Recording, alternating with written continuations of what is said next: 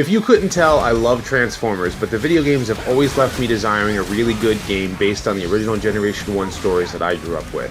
And I'm not talking about that super hard Famicom exclusive Mystery of Convoy,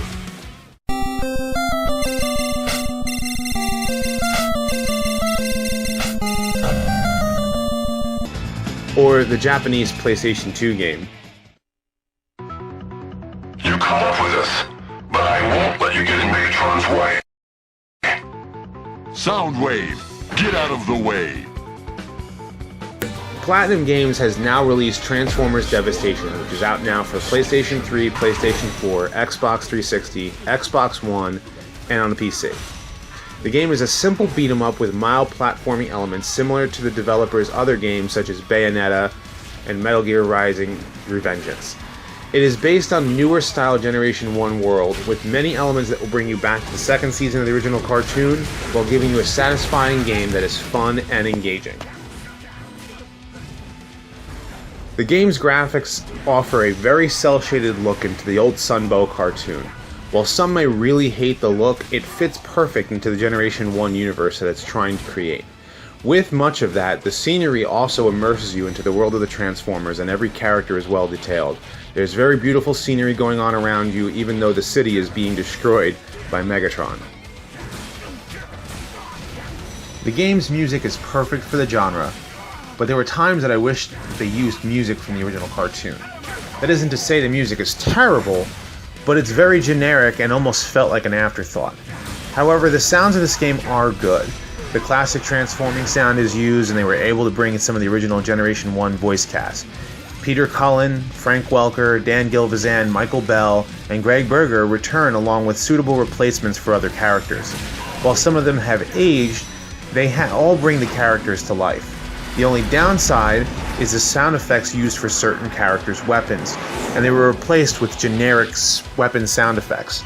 They didn't use Optimus Prime's ion blaster or Megatron's fusion cannon sounds. Every one of those blasts just sound generic.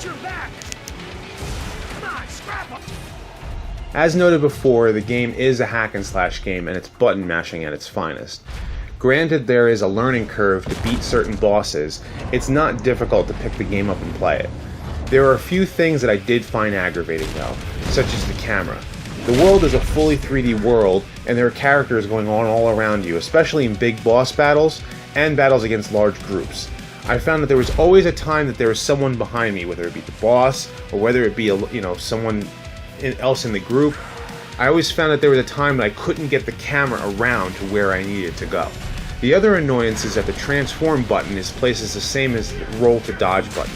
I find myself trying to transform and only to have the character roll away, or I find myself trying to roll away and I transform into vehicle mode.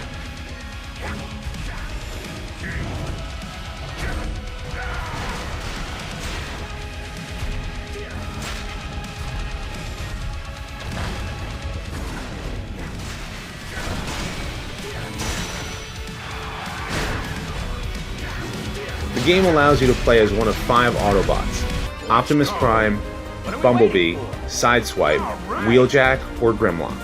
And each of them are very unique to the weapons that they bring and the attacks that they offer. As the game progresses, you can equip them with better weapons that you can either find or you can synthesize. There's also a light leveling up system that upgrades stats on your Autobots. There are many collectible items to find throughout the game, such as Kremzeek, or Decepticon flags, or anything else that you might find. Some give story plot points, and some unlock art in the gallery. The story mode is simple. Megatron is looking to turn Earth into a new Cybertron and rule. The Autobots are out to defend the Earth from Megatron's tyranny. While this is a plot right out of the old Generation 1 cartoon, there are many surprises that you'll have to play the game to find out. There is also talk that this game is a launching point for the new Combiner Wars cartoon that Machinima is producing, but we'll have to see where the future brings us. Overall, this game caters to the Generation 1 fan, hack and slash fan, and it's worth picking up. And while the camera and button layout aren't the best, it's a fun ride that will immerse anyone into the world of the Transformers. I give the game an 8 out of 10. It's an easy game to enjoy despite any setbacks. You don't have to be a Generation 1 fan to enjoy it either. I recommend picking up this game now. On the plus side, I think we finally get to bust some assembly chops. So this is my first game review, and I hope you've enjoyed it. If so, like the video, subscribe to my channel, and comment below. Until next time.